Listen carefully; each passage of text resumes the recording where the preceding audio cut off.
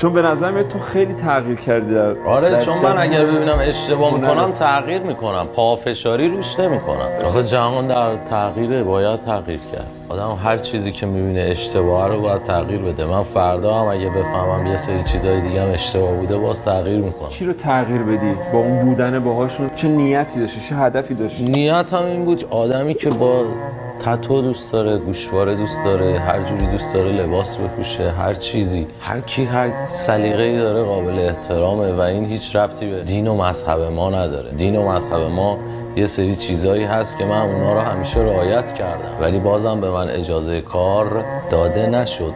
آخه اجازه کاری که من بگیرم باعث اجازه کار خیلیا بود دیگه. از من که خطی تر و گوشواره تر و به قولی ممیزی تر وجود نداره. وقتی من اجازه کار پیدا کنم همه اجازه کار پیدا میکنن، هیچ ممیزی دیگه برای هیچ جوونی باقی نمیمونه.